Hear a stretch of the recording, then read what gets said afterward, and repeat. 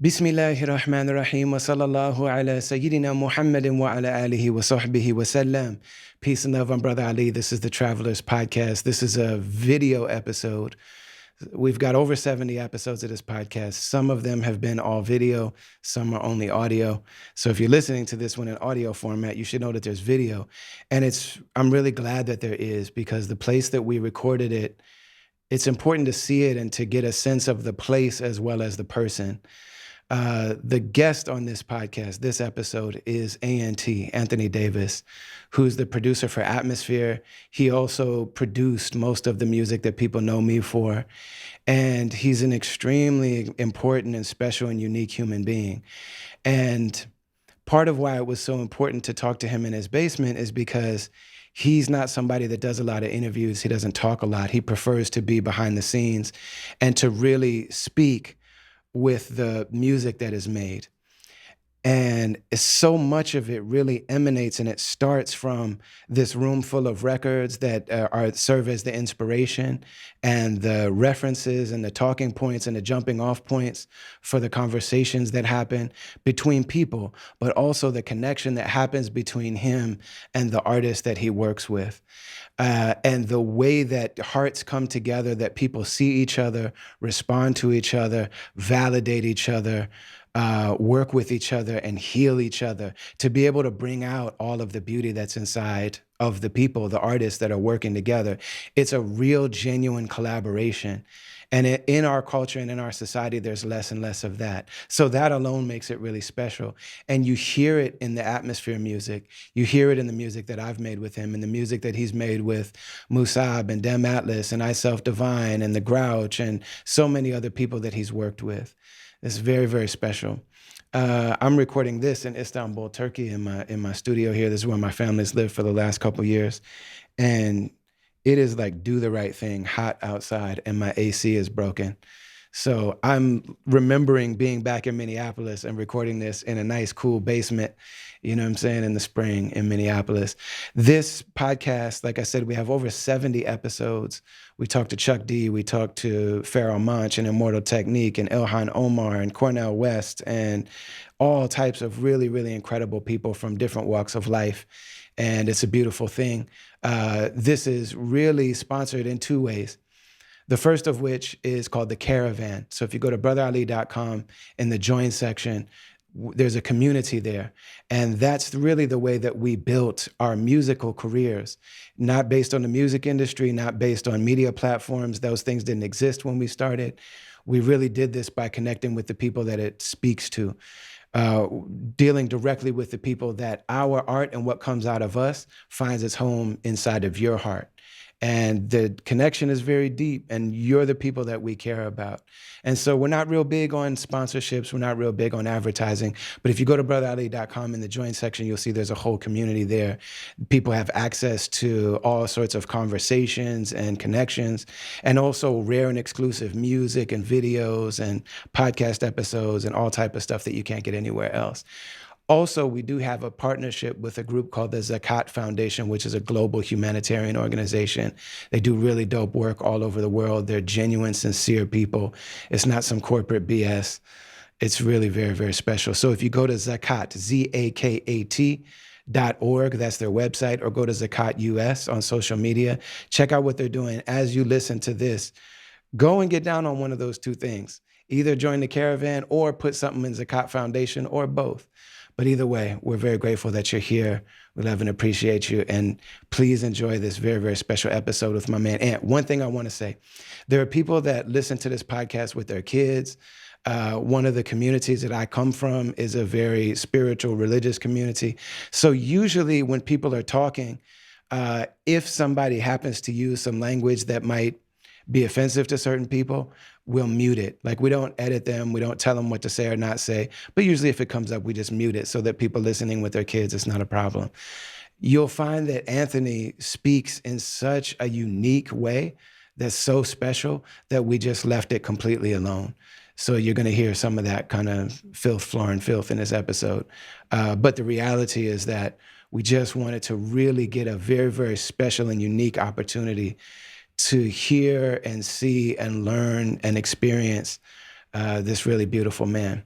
My man Ant, enjoy this episode of the Travelers Podcast.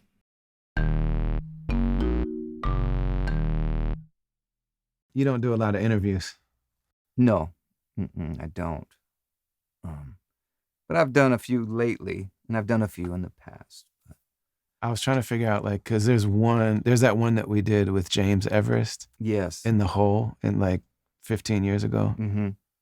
That was cool. Yes, I was. I remember being happy with that to some degree, but it was very strange. It was in front of an audience. Yeah.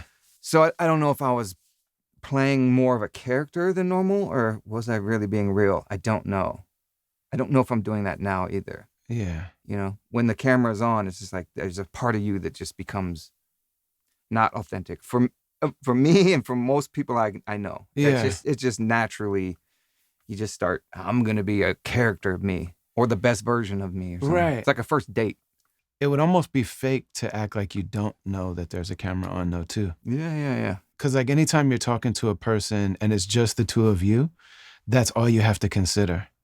Mm. You know what I mean? So like when I'm talking to a person, me and them, I'm trying to just cater to them. Yes. But then once I know that other people are going to see this, then I start thinking about all those people and their feelings. And also like them judging me and judging this other person. Yeah. So it's like to pretend that that's not there that would be fake too. Yeah. So thanks for understanding my situation. Yeah. No, I figured you were similar. You know what I mean? Yeah. Yeah, I'm saying, like, and you know it. You actually told me, like, when we first started doing the podcast, you're like, man, you might be more yourself if you didn't do the video part. Mm-hmm. Yeah. But I couldn't tell if that was like because I know you and I'm watching you. You know, I can't tell sometimes. It's kind of like any of my friends that I know pretty good, and I see him on camera. I'm like, man, that ain't how that motherfucker is. He ain't like that. Yeah. But the hot seat's the hot seat. You know what I mean? Yeah. And there's really like there's no way around it. Not really. I have noticed that there are certain people though, like some really, really dope interviewers. Like I've been really watching interviewers, like especially since I've been doing this. Yeah. But my grandfather was a journalist. Like he interviewed people. Oh, dude, I didn't even realize that. He did that almost like instead. I knew he was a writer, but yeah. But he would like that's what he did with people in general. Is like he would interview even like people in the family. Okay. And so like it would make you feel really important, and like he was like he would just ask a million questions and stuff. But I started noticing that one of the things that some people are really good at is like they make the other person feel comfortable right away. And that's like such a big key of it. It's not even like what the interviewer is saying or the questions they're asking, but like if they're comfortable, then they make the other person instantly comfortable. Yeah. Well, that's a gift too if you can do that. Yeah. You know? I want to figure that out over time, like really how to do that better. Yeah. I'm sure you'll get there. And then I think about too, also like you as a producer, like you in a way, it's a really similar thing, like to being an interviewer, because as an interviewer, like I'm trying to create a situation where people can see you the way I see you. Oh yeah. And that's what you're doing, producing for people, is like, especially the people that you work with and the type of producer you are, you know who we are, and you see us in ways that we don't always see ourselves. And then you're trying to create the music that'll bring that out and the mood that'll bring that out, and also the vibe in the studio that'll try to make us write like that. It's it's a similar thing, it seems like. Trying to make people feel comfortable and vulnerable. Yeah, so that they can like do their best art. Yeah. I've always tried to do that, but I've always just been kind of lucky too in some respects with people that want to do that. You know what I mean? I think about like early on, like from the version of you that I know, there was a bunch of people around, and the ones that it seemed like stuck around or like stayed with you, like all those like early Rhymesayers tapes, there's like 15 people, it seems like rappers that are around or something. And there's like 7 that show up all the time. And then over time, like Atmosphere used to be 2 MCs, and then one of them even faded. It's like stopped showing up as much. Yeah. And then with Rhymesayers, out of all the people that were around in the beginning, and they're all dope rappers. Like they're all really Yeah. like very like solid MCs. But the ones that stuck with you were Musab and Sean. Yeah. Yeah. You know what I mean? And then when I came, you know what I mean? Like the people that really stay with you are people that want to really show their heart and want to like explore their life and put it in music. Yeah. Yeah. And I was trying to figure, like, did you pick that out in the beginning? Like, is that something that you felt like you could see that in certain people? Like, did you choose Musab and Sean, or did that just happen? I think it's natural, you know. But that stuff is based on how we saw music in general, and how we saw what we could do or the possibilities, you know. Where a lot of the other people I've worked with, they were just as good in it, but just maybe they needed the hot track of the moment, or maybe there were, you know, things like that, or maybe just our point of reference was different. Like, you know, me and Slug, you know, our point of reference is exactly the same. Right. There's, you know, it might sway a little bit when we get in our 20s with him looking into rock music more, and I didn't. But I eventually jumped into that a little later. So there was that. And then Musab, you know, he's such a charismatic character. And we had a love for, you know, science fiction and stuff like that, that we kind of could touch on, you know, especially musically. When I was first working with him, you know, he would suggest things to me more back then, you know what I mean? He was like, yeah, man, we should use that Escape from New York. It's like, yeah, that's a good idea. We should use that. Let's do that. You know what I mean? And build it together. And then after a while, I think he was like, once we got on a similar page, he was like, just go then. You know what I mean? But once we were on the same page, I just started doing all kinds of stuff that was, you know, tailored for him. Yeah, it's interesting, man. You talk about those reference points, and I think about, so like for you, it always like seems to me that the biggest person in your life, like as an artist and your personality and your entrance to music and everything, is your dad. Yeah. Yep. You know, it's, you know, as big of a jerk as he was also just the funniest person I ever can remember being around. And, you know, and I think a lot of guys go through that. That's like your first role model. You know what I mean? I feel for people who don't have that sometimes, even though like I said, he was pretty much a mean guy. You know what I mean? But when he wasn't, he was pretty damn funny. But he was actually funny when he was mean too. You know what I mean? One of those dudes. That's the problem. Yeah. Like, it's like, man, he's saying some cold-blooded shit, but I'm like trying not to laugh. Yeah. You know what I mean? Yeah. So, all right. So your dad, I mean, you're also like, your middle name is your dad's name. Yes.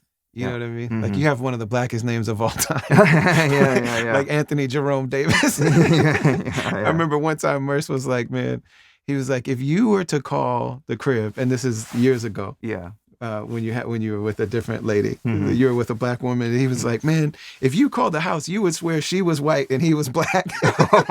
And she had a white name, and you have the name Anthony Jerome Davis. Yeah. But your dad's Jerome Davis, and he's in the military. And it seems like, you know, like everybody that I know whose dads are in the military, especially like in general, like black dads in the military in the 70s, like that's a certain type of dude. You know, he was in Vietnam, so we started off there, and but you know, he got the heads up. And as far as my dad, you know, he was mixed, but you couldn't tell. He was just like a white dude. He's just like me. You know what I mean? My grandfather was black. My dad was just going through life like a white dude. You know what I mean? Because it was like, you know, complicated time period. But he always knew what's up, you know. And when he was in the military, it was one of those things where the draft was going on, and he joined because he didn't want to get drafted. My grandfather told him. My grandfather was in World War II. He told him, "Hey, if you join, you can pick the department you work in. So if they draft you, and they're gonna draft you, we're in a poor neighborhood. You have younger brothers. You have 2 younger brothers. You're gonna get drafted. There's no way around it." And this is '69 or so. And he's like, "If you join, you can pick where you go." So he went in and became a mechanic, worked on tanks and Jeeps and shit. You know what I mean? So he wasn't like in the jungle. Oh, okay. So his ass was like, oh man, it was okay, especially that first tour. He did a year over there, and then he got out for a second, and they gave him a bonus if he joined back up, and so he went back. And I think about that, and I'm like, that's a different kind of person. You did 2 tours over there, the voluntarily, the second one, the first one's the mandatory, So that's the basic person that is when he's 20 years old and has me. And then he just became a lifer. He stayed in for 25 years. And we used to move around place to place, Germany and Texas, California. We lived in Monterey, California for a while. 2 different trips to Germany, Oklahoma, New York for like a month. Yeah, it was like all over the place. Oh, and then finally Colorado at the end of his career, but like the beginning of my life, which is teenage years. Yeah. You know what I mean? That's when all of who I am started really forming, I think. In Colorado? Colorado, yeah. From music, Yeah. I know that he was like really big into music, and he like wanted to be a DJ, or like saw himself as like the music dude and his friends. Yeah. And so I always think like, cause I know that you and Kevin Beecham were both like military kids. Yep. And like you guys saw each other and like maybe even were in certain same places. We were in Carlsruhe in '75, and we were both the same age, and we were probably, kindergarten, and we had to have been in the same school at least. We have that narrowed down. And it's interesting because it's he's like one of the only people I can really talk to about that stuff, that kind of life. So it's, and he has the same story almost, you know what I mean? Which is interesting. But I'm thinking like the records. So like this whole thing, like, oh yeah. You know what I'm saying? Like I know you're like, your dad had a record collection. Cause in the military you move around the world, but also like you're with people from all over America, like different regions and different cultures. Like how much did the military affect the exposure to music? It was everything, just like any, as you're a child. My dad just was really into records, really into funk and soul, and then slowly start getting into jazz fusion. So in the '70s, it was all about that. And I think that was a way for him to make friends and stuff. You know what I mean? So he'd have all these records. He'd be hip on all the records and have his homies come over from work and all the neighbor dudes. And they are all looking for community because they're whatever, they're from all over the world or all over the country. And they're in this small community and they're just trying to how do we make this work, and how do, you know what I mean? It makes sense now when I look at it. Yeah. And so I would have my friends, and my friends would move away all the time, and I would too. And like every 3 years, you just have to swap out, or sometimes in the middle, I was like, oh, I just met that dude, or I just got popular. Right. Or whatever. Now I got to do this shit all over. Yeah, man. So I became a pretty good actor. Like I'm walking in the classroom. I ain't about to be picked on. Right. You know what I mean? Like, because that happens. I know you know that too. But just being new, that's all it takes. Yeah, that's like you don't know anybody yet. You're not affiliated. It's like first day in prison. Yeah. Like you're not like who's gonna eat this dude? Yeah. Who's gonna get him? Yeah. And every time I got picked on when I walked in, that dude was always end up being my best friend by the end of the year. Every time, because it was always a knucklehead. I've always loved knuckleheads. Always have. But backtrack to with my dad and records and stuff. And his friends, and they used to all swap records and play them and stuff, and I would be a kid and just listening to how they talk, and because that's what we do as kids. We're just like soaking in. Oh, that's how you become. That's how you get through the world or whatever. You know what I mean? That's how you have friends and stuff. And My dad was aspiring. He wanted to work at a radio station. He wanted to play records. That's what he wanted to do. Mm. And he used to talk about, yeah, man. He was like a bullshitting type. You know what I mean? He's like, yeah, man. When I'm gonna get on a radio station, man, and you know that type of stuff. Mm. I don't think he ever tried or nothing. But so so I even heard hip hop for the first time through him. Mm. So like, it was just an extension of disco. So he would have the disco records and stuff, and then you know, when Sugar Hill and all that stuff, that's just an extension of disco, especially as far as my dad was concerned. So I was kind of like exposed to that in a very young age, and way before, you know, a lot of my friends would be, you know. So by the time they all got hip to, oh, hip hop's or rap or whatever is the thing, I was like, oh yeah, I know all that stuff just because it's been around me. Mm-hmm. So by the time I'm 82, 83, when I'm 12, 13 years old, I'm already very knowledgeable in so much kinds of music. Mm-hmm. So that was my gateway into friends.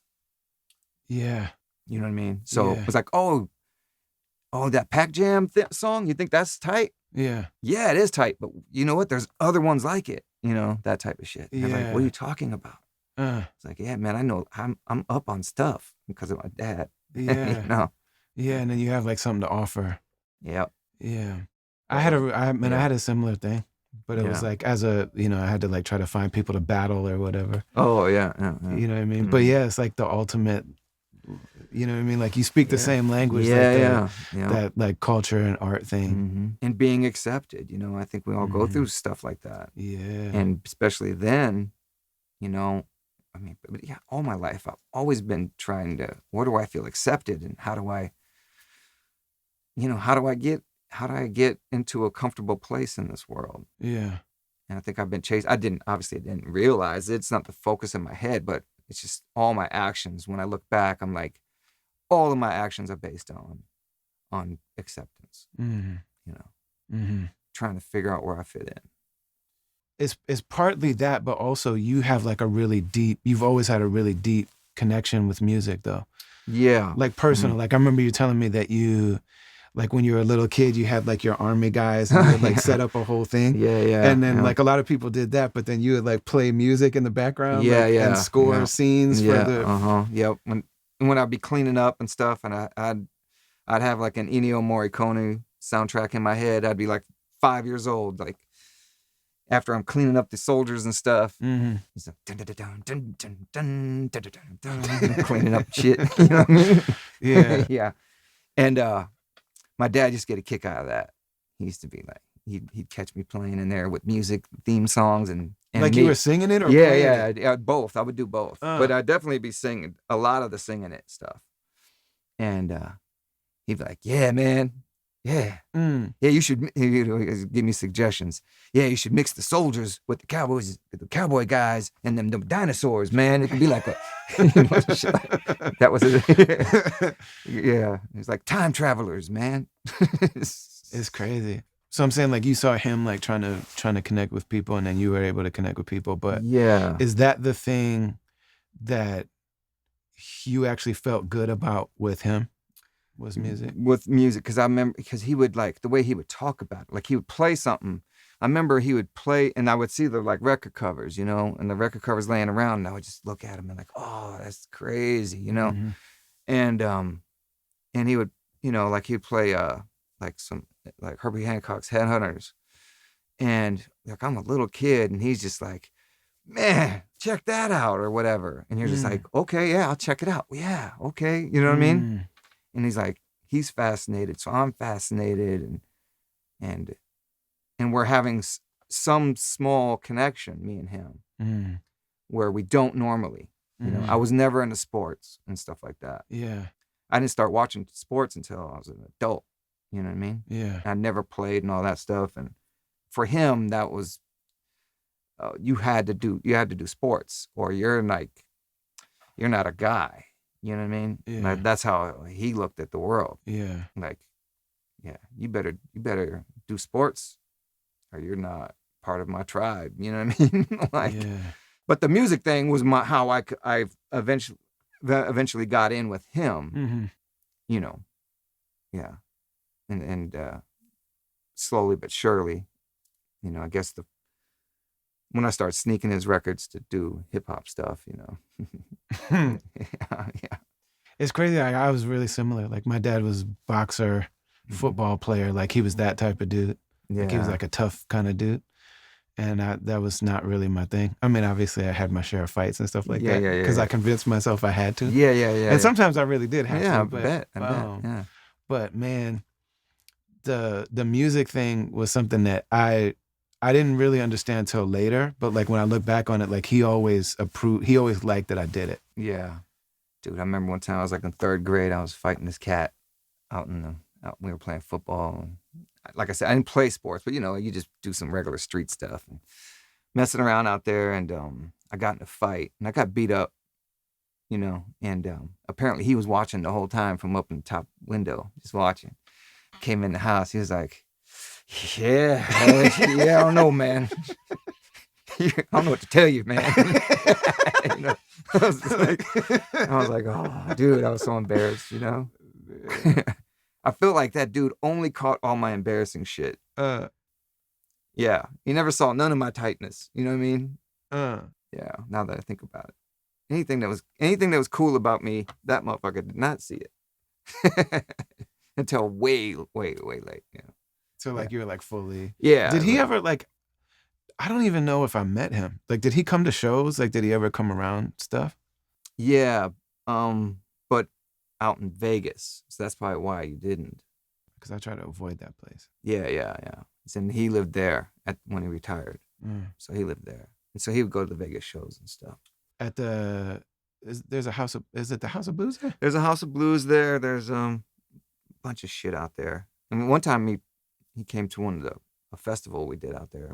It was like Vegas or something. I don't remember. Shit like that. Oh, he came to that? He came to that, and that was the first time he seen me, Dope. actually. It was funny because it was like a Daft Punk show. Like, them guys were playing, Public Enemy was playing.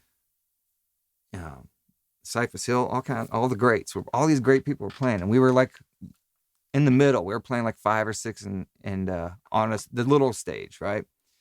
And it was a big tent. And where I think it was Black Alicious maybe that played right before us or something, or right after. I can't remember. I think maybe right before us. And after they got off the stage, they cleared out the tent. They pushed everybody out so that for the fire, you know, whatever. I don't remember. And we got to do a line check, and I didn't think nothing of it. And when we started the set back then, I remember it being Trying to Find a Balance. At the beginning of the set? At the beginning of the set, which is kind of weird. But we had the full band, and this was just the DJ's part. Okay. I think. Anyway, the long story short, my dad was like in the middle, like kind of by the soundboard, because he was an old ass dude. They weren't tripping on him just walking around, and he was just standing there. And then when they let everybody in, they all kind of ran, and all these kids just ran to the front. Blah, blah. My dad was like, "Oh shit! I thought I was gonna be the only one here." Crazy. And it was packed and shit. Yeah, yeah. That's dope. So that was the first time he saw that stuff. Yeah. And that was like 05 or something. So you got exposed to hip hop through him, and then, but I mean, then you got like fully. Yeah, you know, I want to back to when did I don't think I ever knew this about. Did your dad ever come see you? One time. Really, once. One time. Yeah, he saw me with Doom. Really? Yeah, and it was a really bad. It was the worst show of the tour. Really? Was that First Ave? Or? No, I was in Philly. It was like after he had gone to Philly. Okay. And I didn't know he was coming. It was like me and him were okay at that point, because after my mom died, I made a point of like, because I was always closer with my mom, but then I went on the God Loves Ugly tour and came back, and she got cancer and died like 2 months later. Like it was like that, quick. Yeah. And so I was like, and me and her weren't in a good place when she died. So I was like, oh, okay, with my dad, I'm gonna try to have as much whatever relationship I can. Yeah. So I was in that phase where I would like literally set on my phone to call him the 15th of every month. Oh wow. And I would just talk till I couldn't stand it anymore. And I would just be like, all right, man. And I can't remember like where we were at with everything, but he just showed up. And I was on tour with Doom. And so I remember like wanting to impress Doom. You know what I'm saying? Because like that, like Doom was Doom. Yeah. And so I wanted to do well, and I was like trying to, you know, I was still getting to know him. And then my dad just showed up at sound check, like he was just there all of a sudden, and it really threw me off. And then I don't know if the show was as bad as I thought it was, but like also I couldn't see on stage, and it was boomy, and I couldn't really hear. And I just remember feeling like, oh man, if he was gonna see something, I wish he was seeing a better show. It's interesting though. Yeah. And my mom never got to see any of it. Yeah. Like she didn't see anything. No. I mean, she also came to like a show, but like she might have seen a like a Red Sea or show or something. Yeah. But yeah, she never saw any of that. Yeah. So I know you like talked about the moments of hearing hip hop music. Yeah. And knowing the samples. Mm-hmm. So like what was that early time? When I really got into hip hop real heavy was when Run DMC came out in '83. When I really was like, okay, this is really what I'm about. Mm-hmm. Before that, it was just like, okay, I'm a guy that just happens to know what this stuff is. Like when Tom Tom Club was the biggest record in the world, in certain environments, I was the man that knew that, oh, there's another version called The Genius of Love by Grandmaster Flash. You should check that out. So I knew all that kind of stuff. And they were just covers. The beats were like, you know, how that stuff was. Anyway, so I just always had a basic knowledge. And then when scratching became more and more in songs, Grandmaster Flash, once again, had a record called Girls Love the Way He Spins. And they were scratching the Earth, Wind, and Fire thing. And it was also scratching, That's a Fire, the Eddie Murphy thing. Oh. And he was scratching, my grandma and your grandma, sitting by, all this stuff. And I was like, oh man, I know what all these things are. You know what I mean? I know what these scratch sound, I know what they come from. Or if I didn't, I at least knew them in my memory, like, oh, I know that from playing around the house. You know what I mean? So that was another thing, you know. And by then I was trying to learn how to scratch, like, which is, you know, there was times my mom and dad used to break up all the time. And so it was always besides being back and forth in the military, my mom and dad were constantly breaking up. So I would live, you know, in different situations like that too. And she had a Montgomery Ward turntable, and it was like the old knob thing. You just put the record, you know, it had the tape deck, and I'd put the record on and use the knob. And I don't know how I knew that you were supposed to use a volume. I don't know how I learned that. Someone must have showed me, and I forgot the guy's name or something. You know what I mean? But I don't know how I figured it out. But I used to try to record that, but you couldn't record the volume. Right. So that was always weird to me. And so I started trying to learn like that. And when I played Sucker MCs one time, I went, ba-ba-ba, crack, crack, kip it, crack, crack, kip it. I was like, holy shit. I just did a Jam Master Jay thing. Like I just did it. Yeah, I just did it. Yeah. And I was like, oh, and I think that was the first official drug. I think since then, if I had to guess, it's been just all consuming at some point or another, you know. And being able to do that and then kind of showing a couple guys and them going, whoa, you know, that acceptance thing. Yeah. And then when I got back, my mom got back with my dad, you know, he had a mixer, but he used to have the old disco mixer, and they didn't have headphones. They didn't have a cue. So all you people out there that don't know about the mixer, DJ mixer, a cue is a headphone so you could hear the other song playing before you let it go. And that's how you could mix on beat. But back at that time, they existed, but my dad just didn't have one of those with the cue. And that was a big deal. Yeah.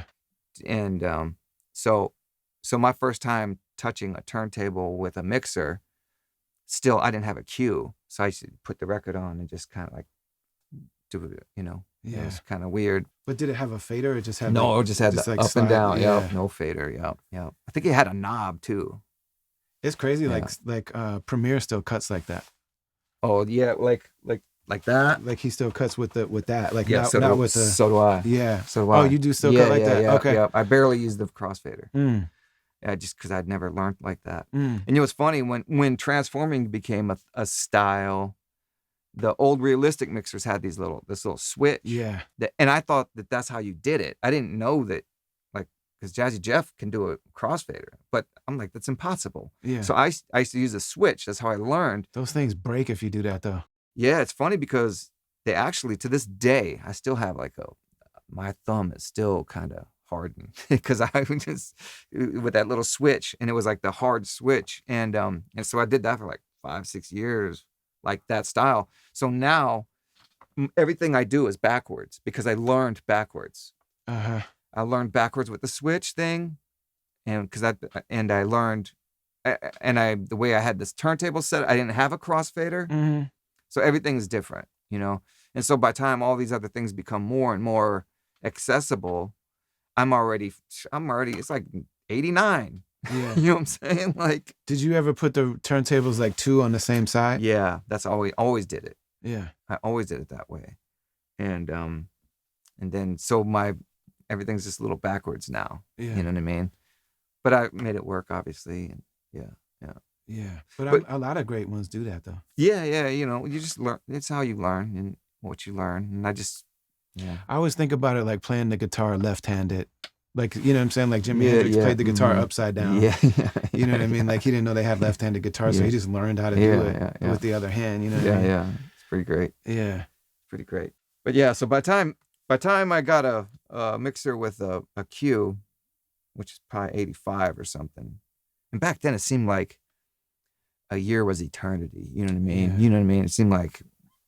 It just seemed like it took forever for things. But I look back and I'm like, the jumps I made from 84 to 85, 86 and all these things and learning how to, discovering what a 4-track was, all these weird little things, you know, even though I didn't get a 4-track until the 90s, but budget had a lot to do with stuff back then. Yeah. You know, I didn't have money a lot of times. At that time, you couldn't convince your parents that you were a musician. Oh, yeah. You know what I'm saying? Like if you played the cello or the trumpet or the guitar or something like that was being a musician. Dude, yeah. Like if you were doing music, like if you were messing with hip hop, then you were just breaking their equipment. Yeah. But my dad was a little hip because he was the first one to really show me, like, he was like, you know, a record was playing and he's like, you hear that? What instrument is that? And I was like, no, I'm not sure. He's like, oh, that's scratching. But he thought it was done like with the needle, like that. He was like, I was like, oh, really? Oh, okay, interesting. And I was like, that was early on. And then, but when I started practicing all the time, a little later on, you know, I remember when I was like 16 or something, I'd be in there practicing whatever, and he'd go, damn, man, sound like a chainsaw in there. Damn, boy, turn that shit down. You know, that type of thing. Yeah. But here's the funniest part. So I started being able to do like DST's routine, which is Rocket and Wild Style, Time Zone Wild Style, Jam Master Jay's. I could do his routine, and I practiced them every day. And one time he had his buddies over, and it was like some young GIs. Like he was a sergeant by then. This is the 80s. So he's a sergeant. So he has privates and stuff that are like brand new to the military. Has them over to the house for drinks, talking shit or whatever. He's trying to act cool, making up stories. And he goes, oh man, you guys want to check out my son? Check this dude out, man. Watch this, man. He goes, hey Tony. I was like, yeah. He goes, hey, do one of them things you do, man. You know, he's like, let these cats check it out. And I was like, all right. And I know because they're young brothers and shit, you know what I mean? Like they're like 20 years old. They're gonna know what I'm about to do.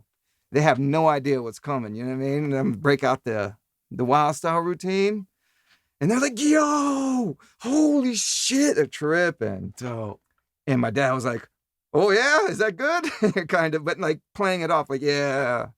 Because he never would give credit or props or anything. Ever. But so that moment was fond to me. I bet you that sparked 20 years worth of my career. You know what I mean? Yeah. That had to have. Because it was like the only time I think he's ever been like, he didn't say I'm proud of you, but he was like, yo, showing these young guys, and he's getting accepted. He's getting points from the young guys because of you, because of me. Yeah, you know what I mean?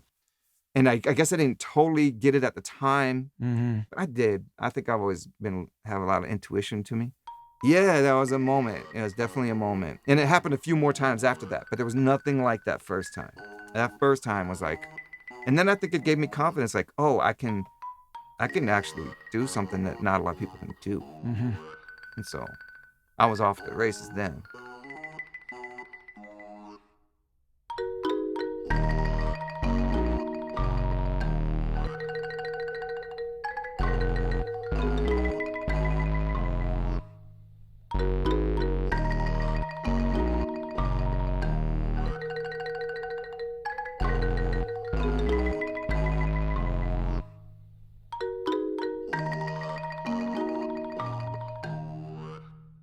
Anyone that's been listening to our music for any length of time, I think you get a sense of the fact that we're making music, but this is also a creative movement that starts with the music. It starts with the relationship between the people who make the music.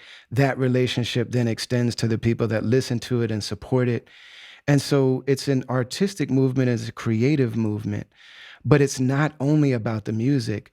We're looking to create an environment in the music, but also create a little section of the world that reflects what we find to be beautiful and what we find to be right. And so when we brought this music to the world initially, we had record labels at first that were completely ignoring us. But then once they started to see that you were supporting it and that there were people that were responding and that we're filling a need that people didn't even know they had, which is always the case when you share what's really going on inside of you, you find out that what's most personal to you is also most universal, that there are other people that when you share your secrets, they're like, oh man, I have a similar secret to that. And it makes me know that I'm not alone and that connection is really beautiful. But then the record industry wanted to get involved. You know what I'm saying? But it's always been really important to us that this isn't only about music. It's really a creative movement for us to carve out a little section of the world that's about what we believe in. And what's really important going into this next phase, we've been in this thing for many phases, but the phase that we're in now is we're in the era of the algorithm. And the algorithm is programmed by people, but it's there for the same reason that the huge corporations are there, just to get tonnage of human attention so that they can use that attention to sell their stuff. And that on its own isn't necessarily a bad thing, but what they believe in the section of the world that they've carved out, which is unfortunately all these streaming platforms, they believe that the best way to attract human attention is by promoting the lowest common denominator, the worst of our nature that we all share. We've all got it. We're all petty. We all have opinions. We all like to argue about them. We all get some sense of enjoyment out of judging people. But the research and the data, and even before that, just on a gut level, we could feel that these things are fueling division between people. They're fueling a sense of anger between people, and we don't have any interest in participating in that. This music is about connection. This podcast is about connection. This movement is about connection. It's based on something pure and real and true, and we don't just want to sell it to big corporations, and we don't want to have to make our decisions based on what's going to get a lot of clicks and shares and likes and heat and algorithmic robotic attention and prioritizing. We don't want to do that. The same way that we didn't want to jump into the music industry that was about promoting certain ideas, we're not just trying to feed the machine. And so what we do here is just like our musical movement. It's based on our relationship with you. And so just like you used to go to a show, you used to buy a ticket, used to buy a CD and t-shirts, hopefully you still do all that stuff because we're still making dope music. We still throw amazing concerts. I think that the people from my cohort, I think we're at our best point now. Like this is a resurgence of our type of music, our approach to music. And man, I'm telling you, you go to some of these shows and you listen to some of the music that's being made by the people from our cohort of artists, and it is phenomenal. It's phenomenal. So the way that you support this now, though, is by going to brotherali.com. In the join section, we have something called a caravan. You can jump in at the $5 level. And there's all sorts of ways to connect there. There's Ask Me Anything episodes. People challenge me about stuff. People ask me about my views on things. So we do those regularly. But there is an ever-growing collection of rare and exclusive music and podcast episodes and lectures and talks. There's an oral history of my demo tape called Rites of Passage, you know what I'm saying, which is just the very, very beginning of my career, where I just sit down and talk through the entire process of making that demo tape. And you can also listen to Rites of Passage there. It's not streaming on any of the streaming services. You can also listen to our mixtapes. There's all sorts of stuff there that you can't find anywhere else, along with exclusive stuff. Speaking of great new music in this category of artists, Slug and Ant just put out this amazing new album, and called So Many Other Realities Exist Simultaneously. And Slug, in a really unprecedented, really very special kind of moment, he and I talked through what that album is about, track by track, the story of the album, the arc of the album. He almost never explains his art in that way, and he was really generous to do it with us. There's a conversation with Chris Calico, who went independent, you know what I'm saying, from Strange Music and from his dear friend Tech9, right around the time that I went independent. And we launched Travelers Media, you know what I'm saying, after being with my dearest friends, Slug and Ant, you know what I'm saying, in their label and in the label that they're a part of and helped to found. And so Chris Calico and I have a conversation. There's a dope podcast episode, but we had a whole conversation with his wife, where his wife, Crystal, gets on with us, and we talk about mental health and running the business and all of this amazing stuff. So go to brotherali.com in the join section and join the caravan, and let's keep this movement strong.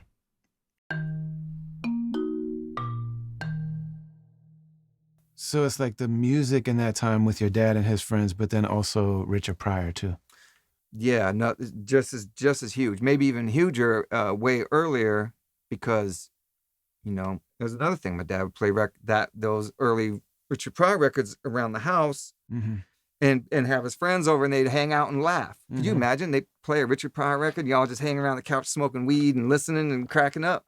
That's the thing, you know. That's the thing they would do all the time, you know. It seemed like, and I just listen, and you know, I'm like 9 years old, listening to this shit, like two dudes. And I'm like, oh man, that's funny. And then I could go outside and start talking just like that. Yeah. It's like, hey, you motherfuckers don't know shit, right? You know, that type of thing. Yeah. You know, so I started kind of like just talking like that, mm-hmm. to make the neighborhood kids think I was something. And then it's stuck, and like I can't get rid of it sometimes. It just comes around. Like sometimes I'm just around the house, like, oh, these bitches out here. Oh shit, sorry. Oh, sorry. Yeah, your kids are just like. I don't know why, but I'm really good at not cussing around my kids. I don't know what it is about that, but you know what I'm saying, like there's things slip out here and there. My wife will tell you that actually I'm not good at it, but I don't know. I think I'm real proud of myself, but because half the shit I want to say, I don't say. Yeah, man. And that became like that, like anybody that knows you, especially people that knew you in the time, like when you first started touring. Oh, yeah. You know what I'm saying? Like that was, man. That's just everything. Yeah, to this day, like it's hard for me to hear Richard Pryor and not hear you.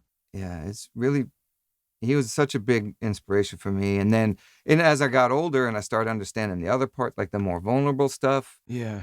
And I started being like, oh, like you can talk with, like I never heard my dad talk like that. I could tell he wanted to. You know what I mean?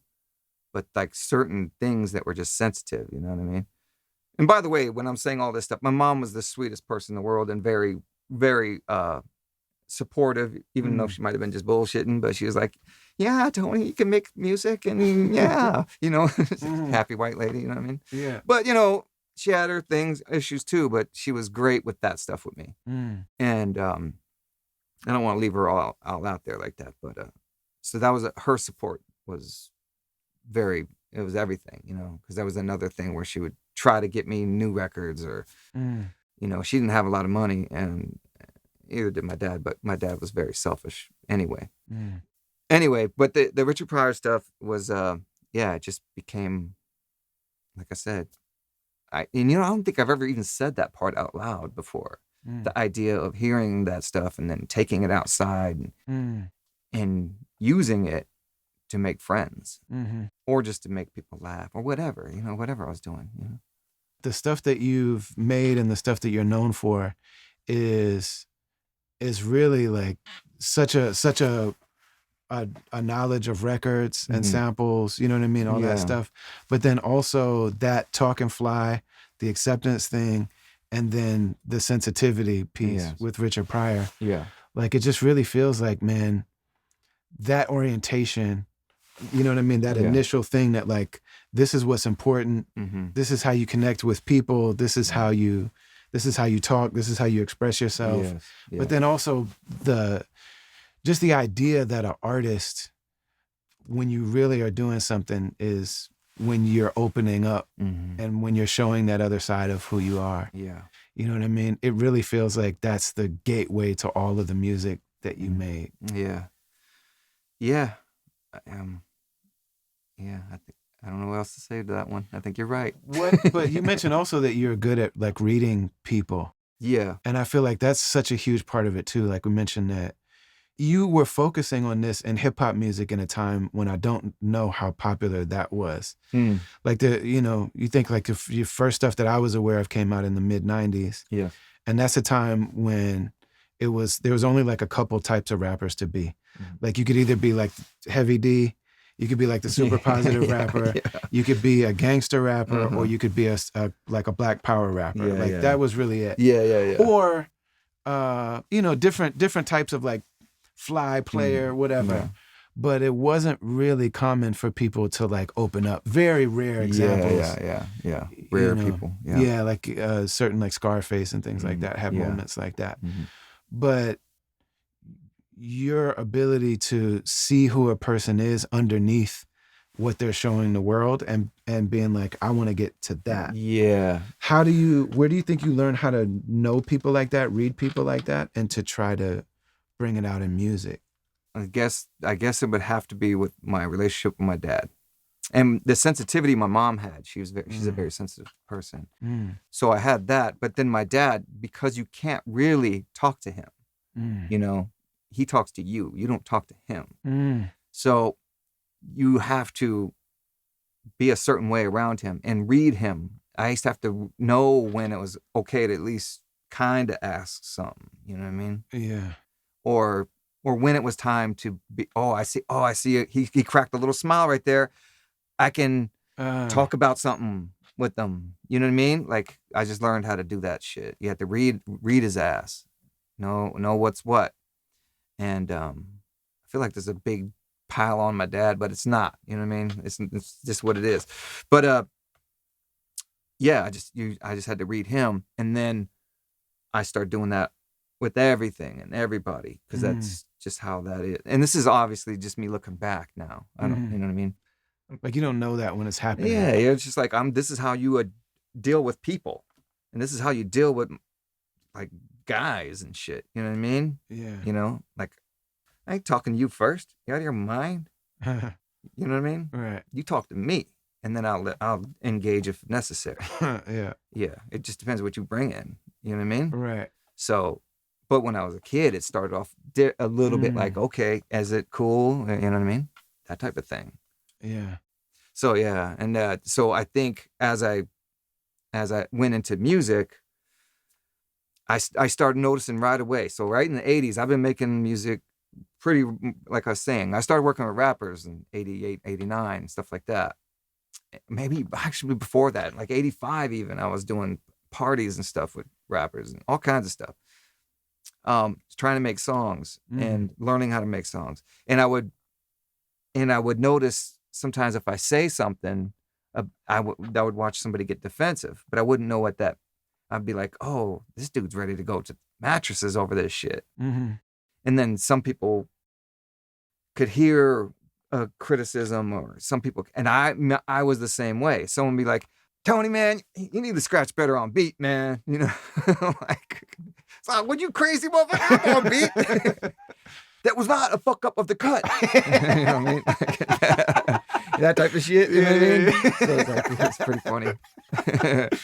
Yeah. So that was always a thing, and so I was like, always I had to figure out how to talk to guys about their art, And realizing, oh, these guys, they care about it just like I do. Yeah. And they're sensitive to it. I need to be sensitive to what they're doing and what they're putting down and what they're writing. Even though it's knick-knack, paddywhack raps, it doesn't matter. Yeah. It's still serious. You know what I mean? Yeah. And so, and as I grew and as things grew, I just learned more and more. That's just how I started dealing with people. And that's, to this day, it's like that, you know? I feel like that's one of the things that I've learned from you is like, what's the main thing that, like, why is this person doing this, and what do they want out of it? Yeah, there's a lot of that, but I can't never really put my finger on it. I just get around people and I just assume you're like me. I feel like if you're an artist, you're most likely something happened to you where you're looking for acceptance, and somewhere around the way, somebody didn't. That was important, and they didn't accept you. So maybe if I show you just a little bit of, I feel the same way you do, or we can accept each other for these maybe something as simple as, oh man, I got zits and you got zits, and let's become, you know what I mean? Whatever, you know what I mean? Like, that's how you know it was an 80s thing. Yeah, zits. Yeah. I don't think they even have those no more, but but I'm just saying, you know what I mean? Yeah, man, what happened to zits? But it's like, so it's just kind of like you're bonding with artists, you know what I mean? And so making sure to talk about, and I'm not a curious mind. I'm really not too curious about what with people. But when I start talking with artists, I'm always fascinated at how their brains work and why they do the things they do, because I know it's all showing off. I don't care what nobody says. We're all the same in that department. We're all like, hey, look what I can do.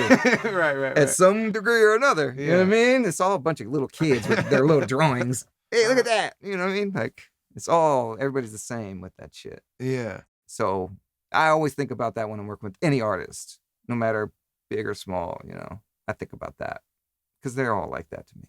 I do really remember, like, when we started, like, really working together. I remember, like you said, like, you don't see it when it's happening, but, like, I was aware that you were really careful how you were talking to me about certain things. Yeah. But now looking back, like, I see, like, how you had to open me up. Yeah.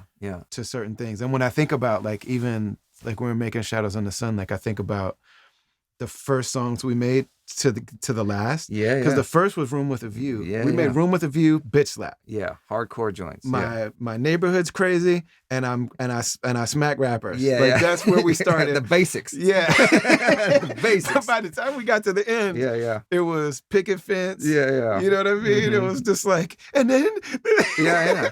You know what I mean? Yeah. And then no one loved me, but then one person did. Yeah. It's all of us. And I know that was like, that's over the course of a year. Yeah. Of just you, like, slowly. Yeah. Whether I knew it or not, but But I always knew you had an interesting story, you know what I mean? You would tell me these little things. Yeah. But you were also when I first met you, you were very very hard guy. You know what I mean? He was just very. And I always tell you, the first time I met you, you don't even remember this really, but you were playing at a coffee shop, and you were on stage, and there was 50 people, maybe more. It was kind of a packed coffee house. You got off stage, and I was like, dude, this is like some KRS-One type shit. And I was like, yo, man, you were, and I don't, like I said, I don't go talking to people. You're out of your mind. So I was like, yo, man, that shit was amazing. That was great. Or dope, whatever word I used, and you were just like, I was like, I was like, all right, what, all good. And fast forward, however long, maybe a year, I don't know what it was, and then you came over with Musab. Yeah. My gateway, Musab's my gateway to everybody I know, pretty much. Yeah, man. Yeah, it's funny. I don't remember that, but I do remember. I remember the first time I introduced you to Brendan. And like you were coming from work because you were like a janitor at that time. And you would like sneak out on your lunch break at work and like come to hip hop shows. Yeah. But you still had those clothes on. Yeah. And I remember I was like, this is Ant. And he was like, oh, what up, Ed? He thought I said Ed. He was like, "Oh, hey, Ed." I was like, "No, that's Ed." And he was like, "Oh." Yeah, I remember that's that. funny. Yeah, man. Yeah. So when you started working with rappers, like I know on the Melodies and Memories tapes, you have like those like samples from parties. Yeah. Like yeah. people don't know, like those are actual parties that you were that I DJing at DJ'd, as a teenager. As a teenager, yeah. Like from the time period that you 1986, it says it on the tape. Yeah, Deerfield parties. Yeah, crazy. 2 different ones. And 2 different, like 6 months apart even. Mm. But I knew all the records and break beats, but I didn't know what Big Beat was from. Mm-hmm. I didn't know it was Billy Squire. But I knew that the Roxanne had the replay technically of Big Beat. And there was 8 bars with no scratching on the instrumental. So I had 2 copies of that and I'd cut it back and forth. And that was my version of the Big Beat. But it sounded a little different, obviously, because of the Roxanne thing. And then people at the party were like, yo, and they would get up on the mic and start rapping. And I'd cut that beat back and forth for like 20 minutes. 20 minutes, we'd go forever, People just go up there. And so I used to always record all those parties. And so I just took the highlights from that for my mixtape. Yeah. And when he says, Tony on the cut, it's so fresh. And what's funny about that motherfucker is that dude's name's Pee-wee. And I knew him when I was also in Germany. So this was in Colorado, this DJ thing that happened. This was in Colorado in 1985, 86. I knew this kid back in 78, something like that. In Germany, a whole different situation, whole different everything. It was crazy. Sometimes you would bump into people like that in the military. Yeah. There's these little pockets of communities, that their dads would be sent over here, you'd be sent over there, and then somehow you get bumped back into each other and weird shit. Who are like the early dudes and like what are the things that stand out about those? Because like you had rappers, like I've heard about these people. Yeah. You know what I'm saying? Yeah. I almost feel like I know them. Like over the years, I've heard all these stories. Yeah, then this dude did that, and then that guy said that, and then that dude Pee-wee, I can't even believe I'm talking about his ass, but he was like, he sounded like Steady B. You know what I mean? Like Steady B was new hot shit. Pee-wee was new hot shit. He was just ill, but he was like. He was like the only dude I knew who had feelers, you know what I mean? Like no one knew what that was. Yeah. He just moved because he was new. He was new to school, but I knew him from Germany. He kind of remembered me. I don't know if he did, but I remembered him plain as day because he's always one of them knock a motherfucker out type guys. You know what I mean? So yeah, and we got along pretty good, and then man, this fool stole my drum machine, man. Like, yeah. Dang. Yeah. Which one was it? It was a drum machine I stole. So go figure. You know what I mean? As per usual, when my thieving career came into play. Yeah. By the time that happened. But I had this drum machine that I stole from a hotel. A hotel ballroom. I was fucking around, walking around this hotel. Don't ask me why. We're just cutting through it, I think. Cutting through the hotel to go to another side of the town. Who knows? We're walking through there, and I see all this equipment set up for like they're going to have a jam that night. It's like a wedding or something. Yeah, a wedding or something like that. And I'm like, yo, that's an RX-5 drum machine. The Yamaha jump. Yeah. And I knew that because my homie Terry T, one of my older homies, had one. And I was like, I got to get that. So I just took it. I feel bad about it to this day. I feel bad. I actually feel worse than I'm laughing about it. What you gonna do? I mean, it's funny you're now. a kid. Yeah. You're a kid, right? So I took that, and it's funny because I never really got good at it or anything like that. And it had all the corny ass sounds on it. Those sounds were terrible. They're the that worst. was my first drum machine was the RX-7. Oh, okay. The one right after that. But it was basically the same thing. Piece of junk. Yeah, it had like a little bass sound. Oh, I have that over there actually. The RX-7? Yeah, right. Is that? What does that say on there? It's right here? Yeah. DD5. Oh, DD5. Oh, okay. Yeah. No, the RX-7 was like this, and it like sloped up. Okay. And it had like a little window on it, and like things, and it had like little fake James Brown samples on it. Yeah. It was some white guy going, "Hey, funky, get down." Yeah, all that shit. Yeah, and this one did too, but I would just like it was funny too because I get my guy Terry T, and I'd go, doom doom crack, doom doom crack. He's like, "That's it." I was like, yeah. He's like, well, don't you want to put some like some hi-hats and shit? Like, no, man, no. What's that shit? Crazy. Yeah, like he was right, but you know, at the time, no. You kick snare only. That's all you use. And scratches. scratches, That's yeah. it. You don't do nothing else. Are you out of your mind? Yeah, because that's Tila Rock. Yeah, Tila Rock. And but yeah. So anyway, I lent that to Pee Wee, and I never seen his ass again. Yeah, so that's karma for you. Yeah, man. That's like such a big part of it is like I always think about like what producers and DJs have to deal with working with rappers. Like that's such a big part of it is like managing us. So like we Yeah. talked about like part of the thing is you have to manage our sensitivities, our like egos around our music, but also just like managing. We're really strange people. Yeah, and very much, especially in public, because there's a different persona in public usually than in person. Yeah, one-on-one. There's it's usually pretty dramatic. You gotta deal with that. Yeah. You know what I mean? Also, like when you go in public, you're like, who's this? Who's this person? Yeah. This Like motherfucker's cocky as shit right now. Like, that ain't the cat I know. You don't look like that when you're trying to figure the last 4 bars out. Yeah, you know. But that's definitely when I was younger. You weren't saying that when you were eating that pork. Yeah. That's funny. That's real funny. Managing rappers and Managing rappers. Yeah. And then managing yourself, and you know, because I can just be just as egotistical as anybody else, and I can be sensitive too, especially back then, more so, you know.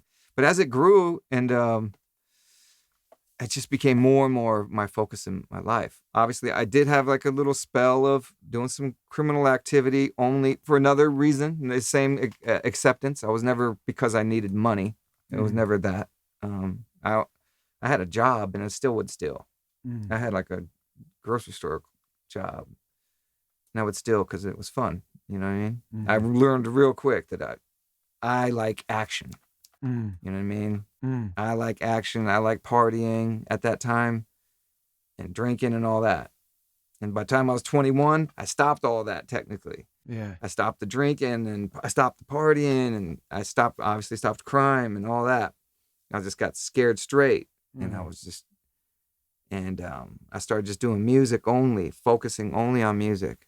And yeah, I even tried to quit music though for a while, for like 6 months or something, when I moved to Minnesota from Colorado. Because you're about to like get serious about Yeah, life. I'm gonna be a real person now. An adult. Yeah, I'm gonna get rid of all the crime, all the partying, weird stuff I did, and all the record stuff and all that. What am I doing? Making demos, and what am I doing?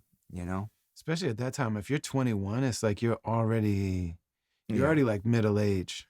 It's at that time, yeah, no doubt about it. In hip hop music. Like, Yeah.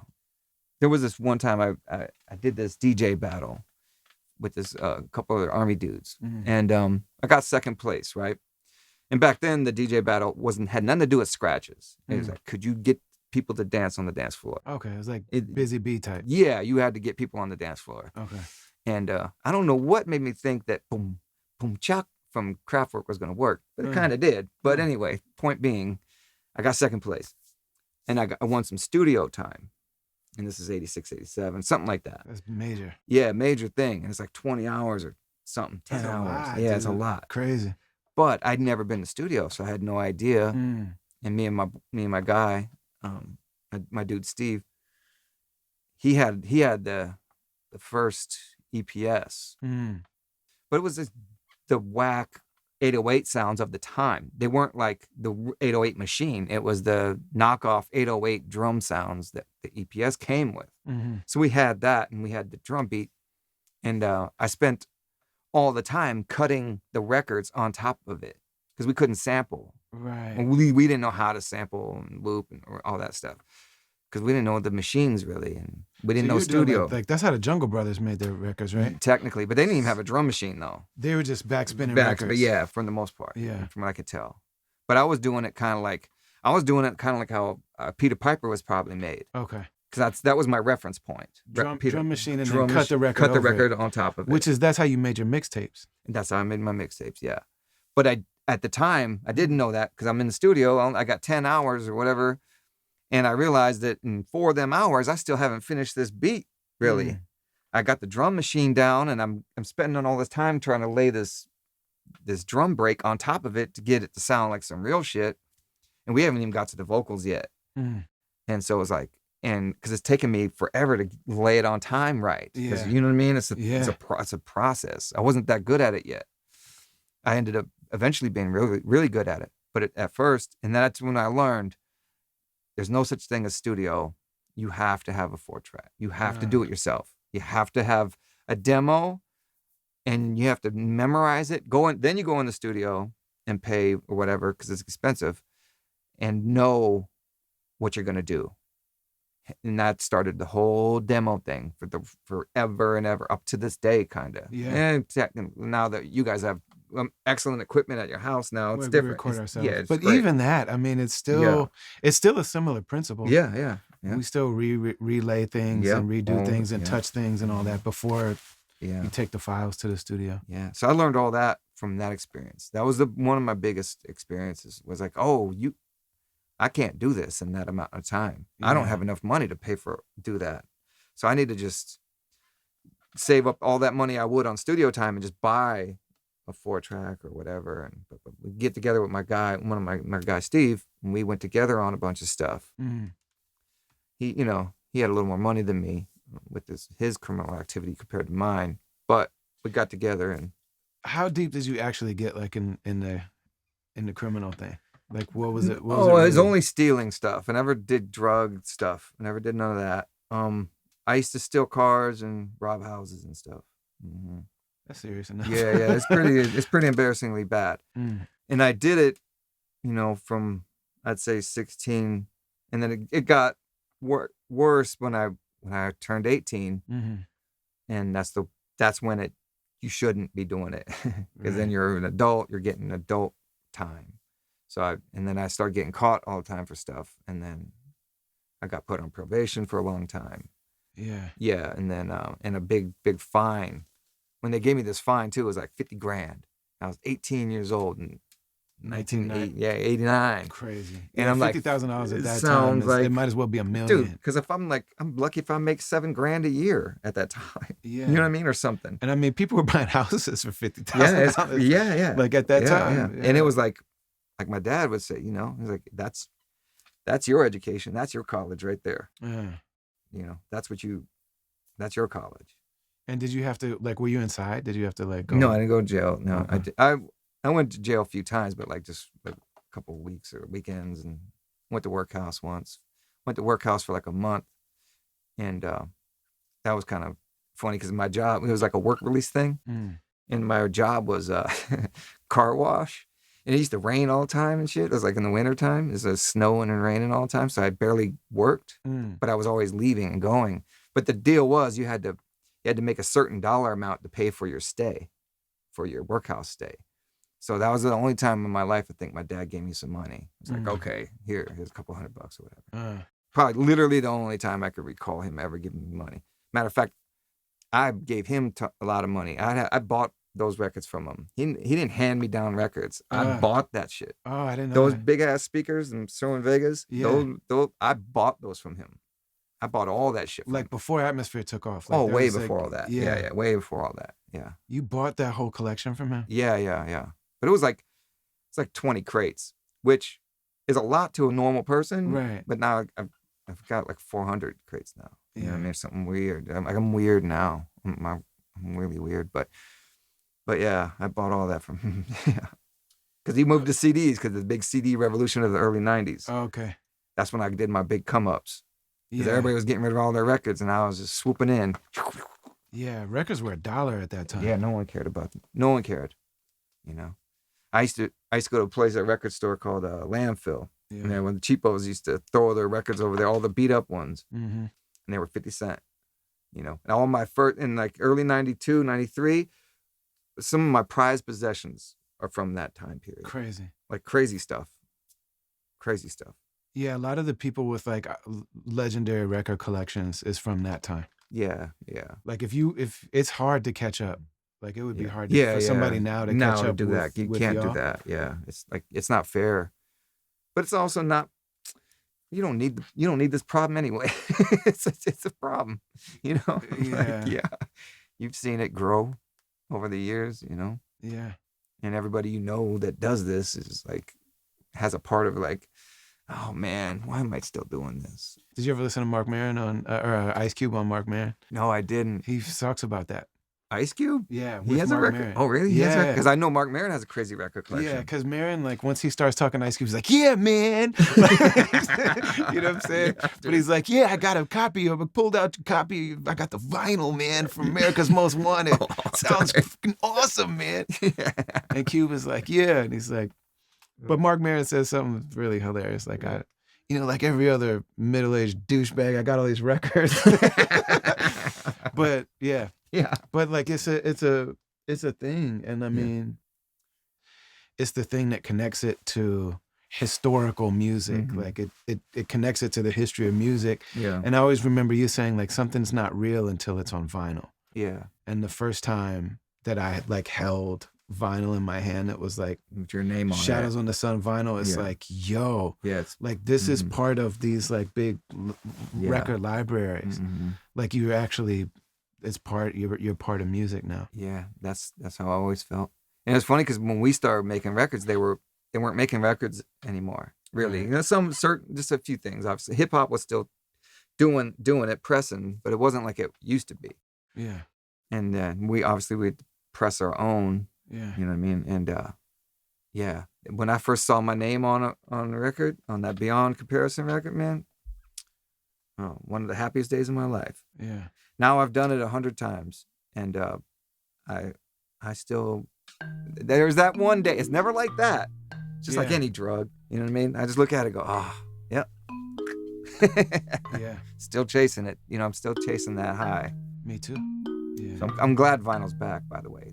I'm so glad because it's such a big part of my life, you know.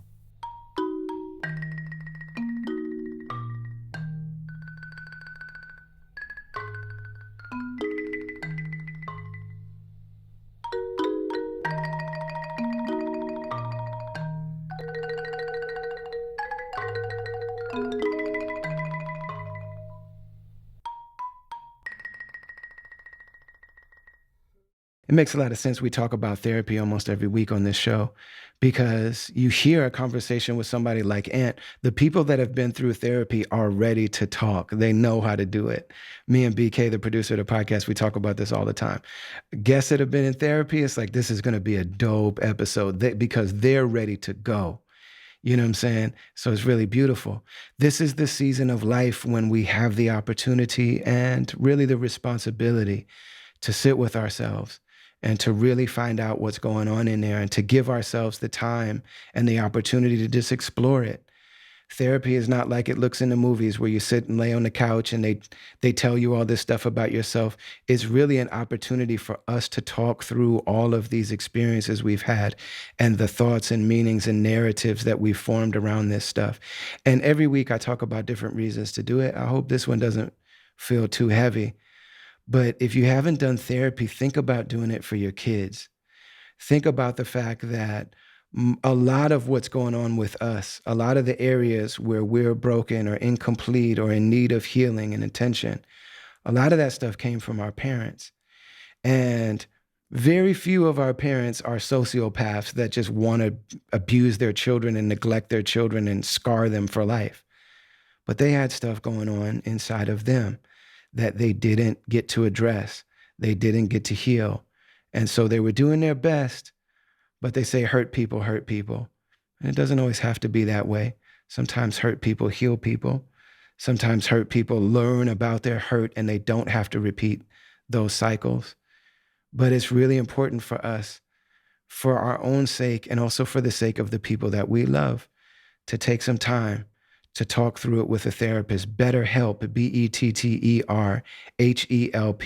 BetterHelp.com/travelers is the website that you can go to. You know, I need therapy like everybody else. I think we should all be in therapy. That's just what I believe. And the people that I know that have never done therapy, it's like, man, I hope you get on board. They all know how I feel and they keep ignoring it. And I keep on like, man, you just can't make somebody else do it. People are going to do it when they're ready. But go to betterhelp.com/travelers. That's what I do because I don't have a job and I don't live in America. So if you've got barriers to mental health and mental health services, this is a great way to do it. But it'll take you to a questionnaire. You're completely in the driver's seat. You tell them what you're looking for. You decide, you pick your own therapist. You choose how you're going to meet and connect with each other. And then you start doing it on your own terms. If you ever want to change your therapist, you just change them. You know what I'm saying? Make sure you find somebody you vibe with. Make sure you find somebody that you feel like this is somebody that's going to be able to accompany me and help guide me along this journey of me discovering myself. They're not going to give me the answers. They're going to help me find my own answers. That's what great therapists do. So if you go to betterhelp.com/travelers, you'll get a discount. We also get a commission to help the work that we do here. And it's a win-win for everybody.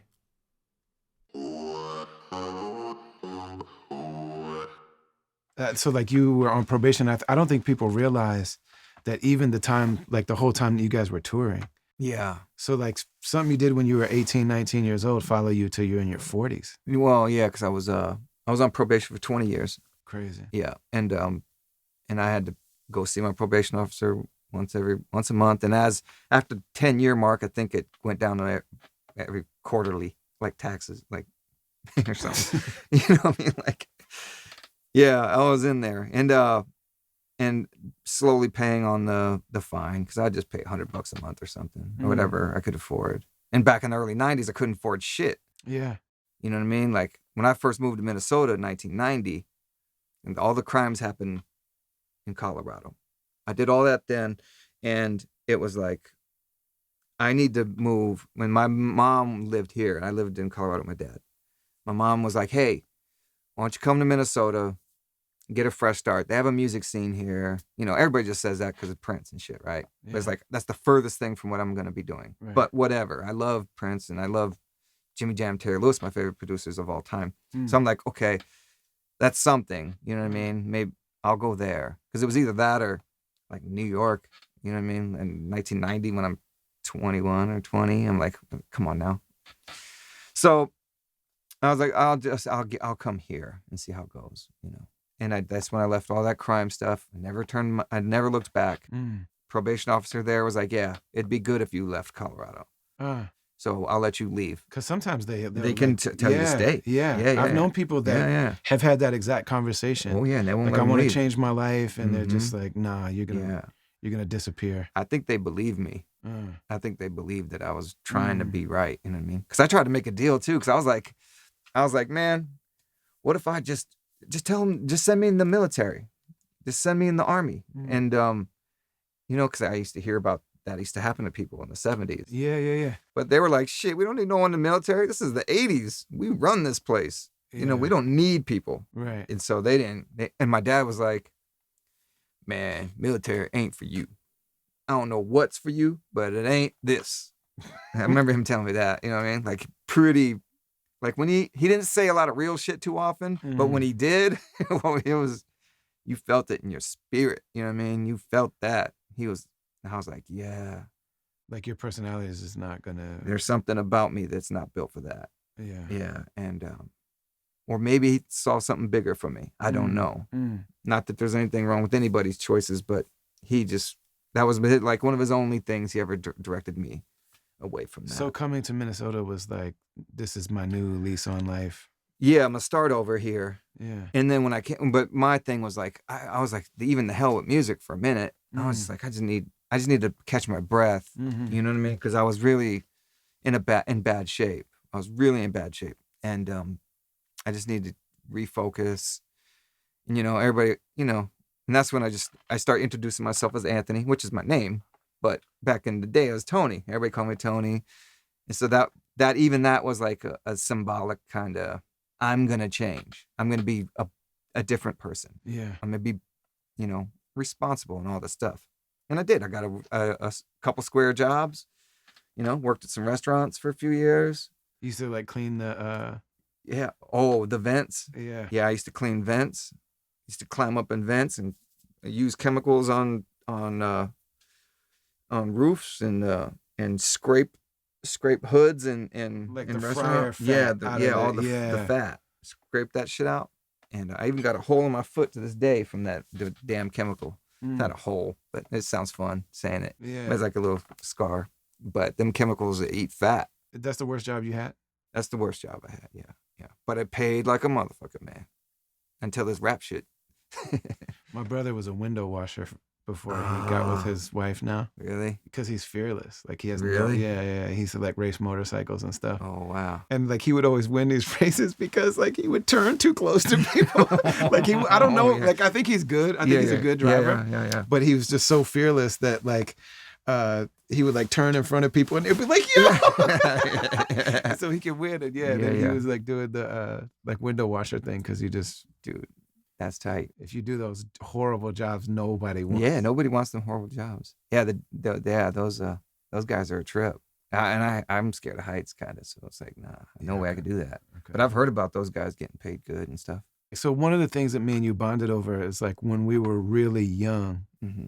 It's weird, man, for as much as like our dads are like huge in our life, but it's also like we talked about this yesterday, but like I still am like, I would like for my dad to, I wish I could tell him something that would make him happy about me. Yeah. You know what I mean? Yeah. For like as much as, you know, as much as I was trying to get away from him, I always wanted to, you know, feel good or whatever. Mm-hmm. But then also, we both really young, we're trying to do like family life. Yes. Yep. Mm-hmm. So like you got married I got married real young, yeah. Like had 20, step 22. kid, like- Step kids, yep. But you were like raising, you've been raising children ever since I met you. Yeah. And, you know, it was crazy about that too. I had no business being, I mean, come on, I'm a complete knucklehead, moron. I talk insane, you know, at that time. Crazy. I talk a little crazy You back talk then. crazy. Yeah. I shouldn't have been around no kids, man. But that's the mama's fault. Just kidding. Sorry, peace. In case you see this, you all right. But you know, yeah, you know, I was around those guys, and I did some good, and I did some regrettable words too. I was a monster at times too, because my dad was who he was, and I was like, man, I'm better than him. But that's not enough. You know what I mean? That's not enough. And I didn't know that into my 20s. And then when I got out of that relationship in my 30s, I got into another one just like it. Yeah. You know, so it's been like, you know, like one of Slug's lines, and one codependent to the next. You know what I mean? Like just kept it moving, you know.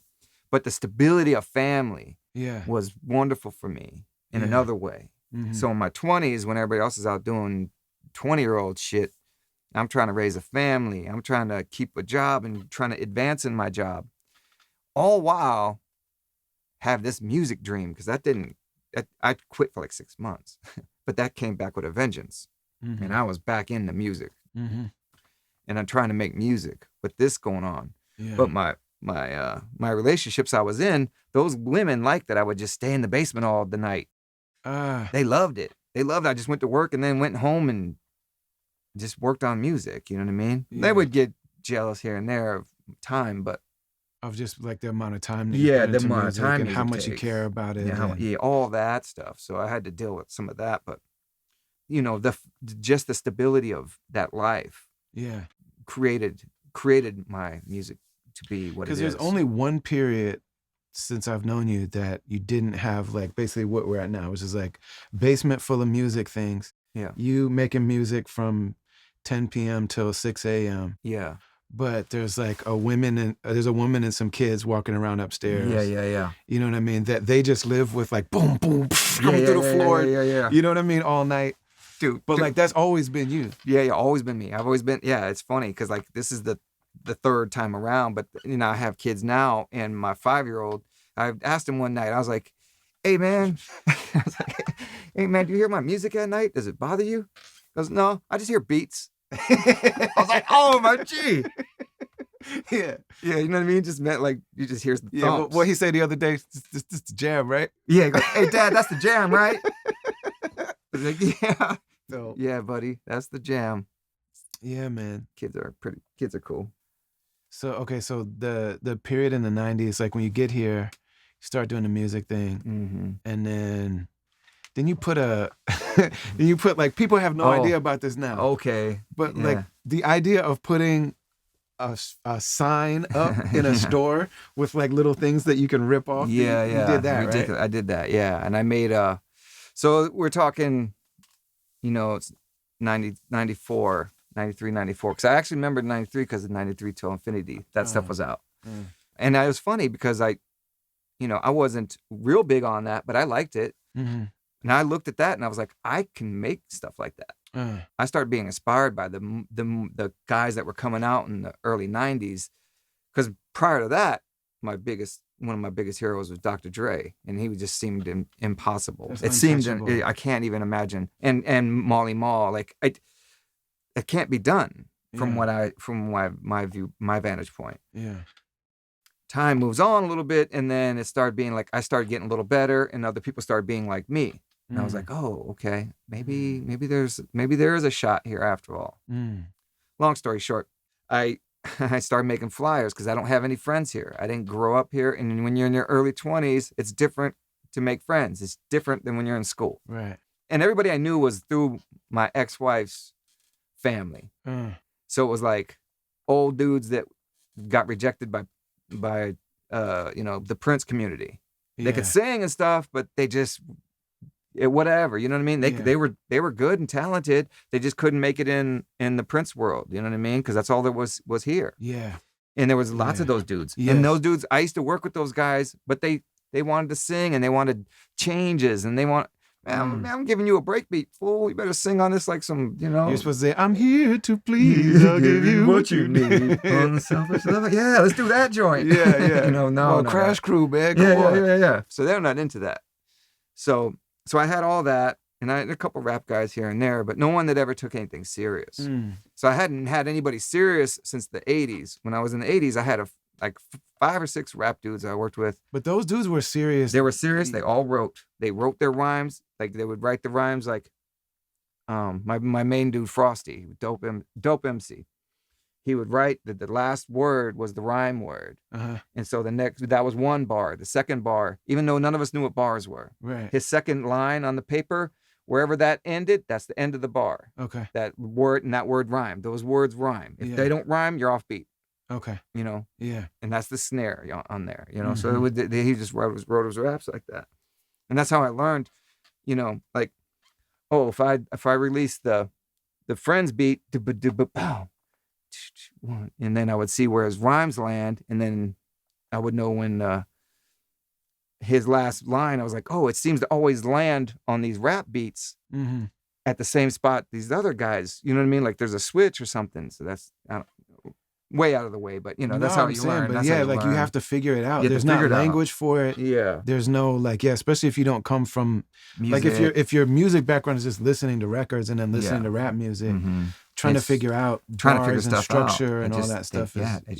They come from you sharing information with one another, but then there's also the people hiding information. That was a big thing. Oh hell yeah! In hip hop, people are haters, man. Dude, people because the big thing is like having the drop on other people is part of it. It's crazy how that's always been a thing in hip hop. Yeah, it's wild. Like I was just thinking about even like when the blogs were like doing their thing, like their thing is like they were always trying to angle to be the first person to have the leaked whatever. So there's like certain blogs that you would go to. Yeah. All of the DJs were like that. Yeah. You hear about like Bambaataa and Kool Herc and them like scratching the labels off their records so other DJs wouldn't know what beat that was. Yeah. I mean, I did my versions too, I mean, I'm sure, but it's a whole different kind of thing. Because now I think people can go, like you can, anything you want to do, you can look on YouTube and somebody would, their whole version of that is showing you. And it's awesome. It's great.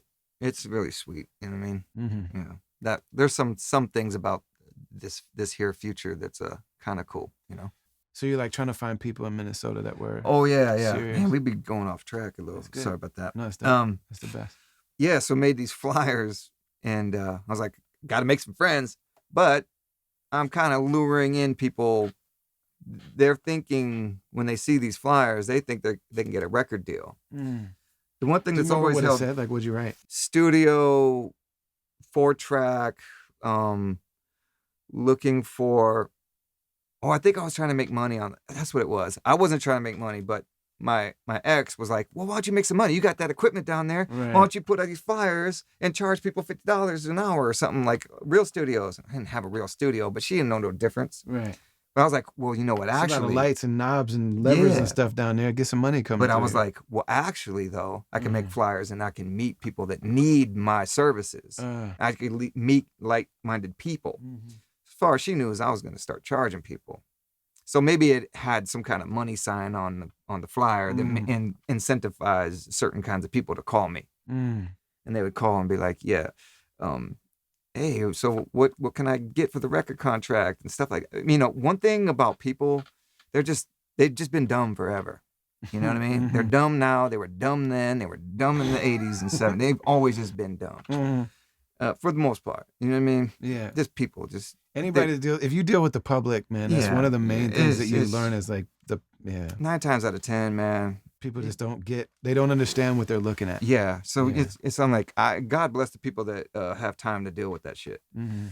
But anyway, so I used to get calls, all these crazy calls, and every now and then it'd be like, you know, and I'd just tell them, no, this is you pay me kind of situation. You know what I mean? And then I would usually get rid of people that way.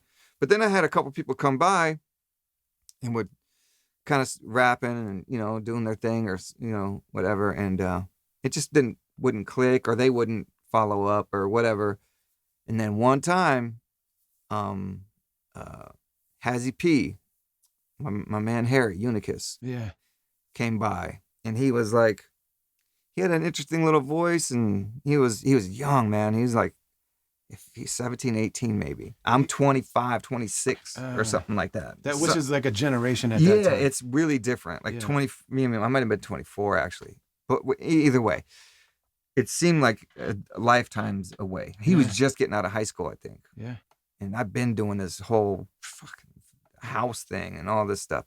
But and he's got a cool little voice, and we both vibe on the one thing we had in common was the Tribe Called Quest and stuff like that. So I was like, oh, great, like-minded people. And he's Haitian. Yeah, he's a Haitian cat. Yeah. So he has an interesting voice. And yeah, stuff. and he can sing. Yeah, he's one of the most like naturally talented people. Yeah. He's very, and just a sweet guy. Beautiful dude. Yeah. And his crew was had Musab in it. And so he was Labyrinth. Like, yeah, Labyrinth. Yep. And there was another dude too, who was like more of a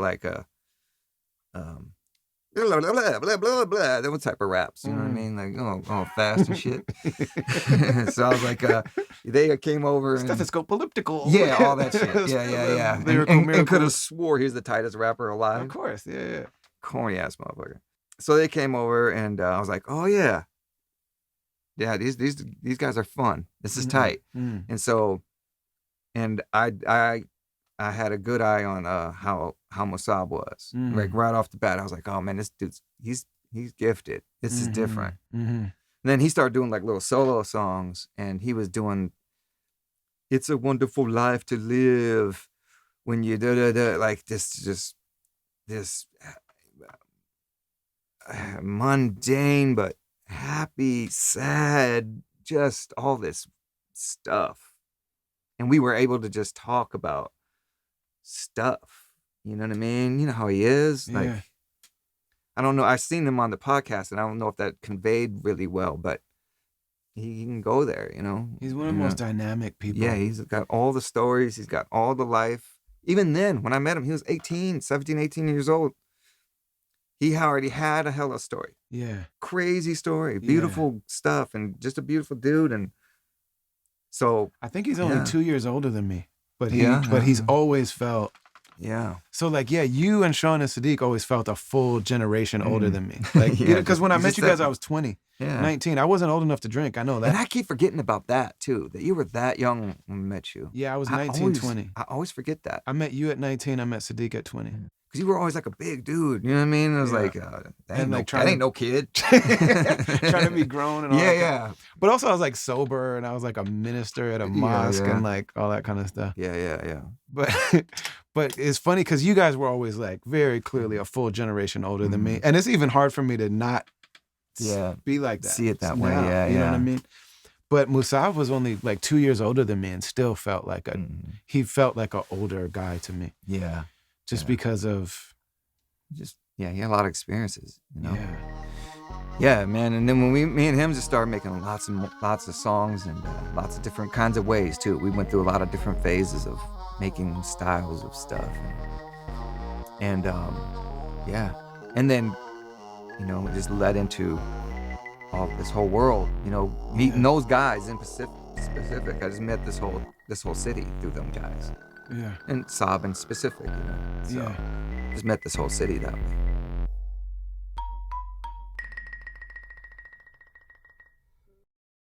Special thanks to my man Ant for being so generous and gracious with his time and his wisdom and just with himself. This is the first of 2 episodes. The next one coming up is really incredible. Now that we've talked a lot about his personal background, in the next episode, we really dive into the musical career and how that came together and evolved. And it's a really incredible story. And we're just very, very grateful to him. We're grateful to you for being here. Make sure to check out BetterHelp. Make sure to go to brotherali.com and get in the join section. Make sure to check out Zakat Foundation at zakat.org or ZAKATUS on social media. All of this stuff is really beautiful.